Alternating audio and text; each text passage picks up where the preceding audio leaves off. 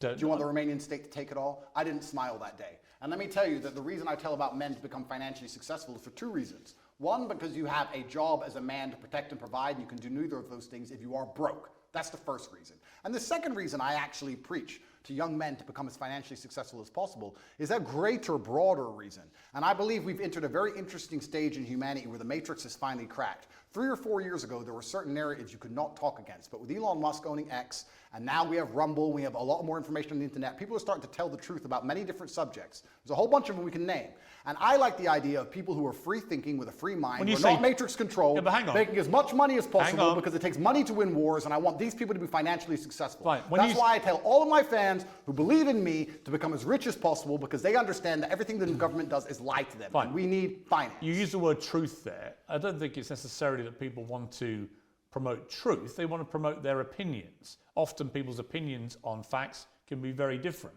People can take the same set of facts to different opinions. Doesn't mean it's the truth, right? Well, that's true. But I don't believe in this my truth crap, right? Neither do I. But there are facts which have to be accepted. Then you can have an opinion about them. You and I can disagree about all sorts of opinions, but actually not facts. Okay, but I can argue this point where the matrix comes out with a fact and all the opinions countering that fact are censored and they are destroyed, then that fact becomes de facto truth because it's the only version of reality which exists to be ingested by the mind. So you still need varying opinions on all public. Do you think that what you, let's put it this way. Sure. You would have relationships with women and encourage them to take part in webcam sexual stuff? No. Well, actually, yes.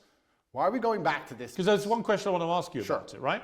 And both sides made a lot of money, right? Okay. And in most cases, because they haven't complained in most cases, you would assume it was a mutually beneficial transactional relationship, right? I can assume that because thousands of women have been through this and most of them haven't come forward and complained about the way they were treated. So it was transactional. But was it moral? Do you think what you've been making money from, park the illegality aspect to one side, do you feel it was moral? 10 years ago, I helped women promote their profiles on the internet. Correct. 10 years ago. Firstly, I have not been involved with it for 7 years. It's not how I make money. I haven't touched it for a very long time. 7 years is a long time. But you made a lot of money from it. I made some money from it a long time ago. How much? Some money. I can't even remember. Millions? Millions. Perhaps. Millions. You made millions of pounds. A long time ago. Well, hang on. It's important. You made millions of pounds from sexual webcam activity where you and the woman doing the webcams would make money. You accept that? No. What I did is... Well, that is how you made money. No. A long time ago, and I talked about this at length on many different podcasts, and I don't hide it. I said a long time ago, 10 years ago, I helped women with the tax side and the technical side and the promotion of their profiles. Well, they work for you.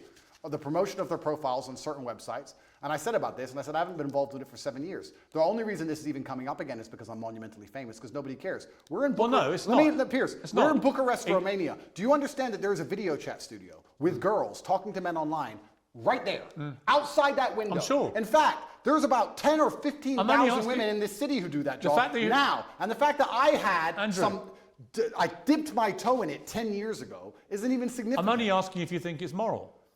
Do I think it's moral? Because you speak in such a morally self-righteous way now.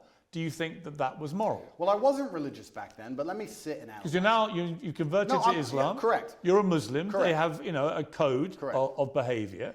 Do you think that that fell short of that? I have to answer as a professional, and as a professional, I would say, judging by my current code, no, I do not think that women being naked on the internet is moral. However, there is. So you made money immorally. You can admit that.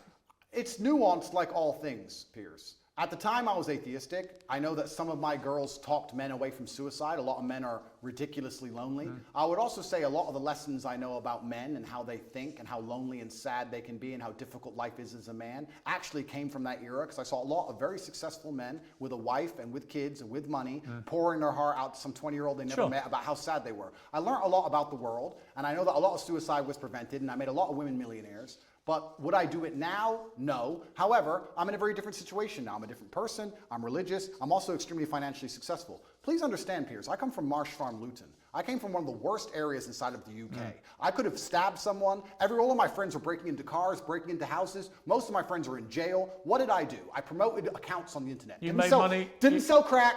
Didn't sell drugs, didn't rob anyone, didn't shoot anyone, And now, because I am successful, I'm going to be held to this moral standard by people who grew up in fancy homes with white picket fences and went to private schools. Well, no, actually, I am from Marsh No, Farm, no, no. Luton, and the biggest crime I committed was completely legally promoting internet profiles. Right. There are people around me who did far Actually, you're worse only going to be held for far less. No, you're only going to be held to the standard of the religion you've converted to, which you've already When you take said. the Shahada, hang all on, your former sins which you've are already erased. said would look at that as immoral. When you take the Shahada, all of your former sins are erased. And I actually encourage you to find the light and convert to Islam. Andrew Tate, thank you very much. Thank you, sir.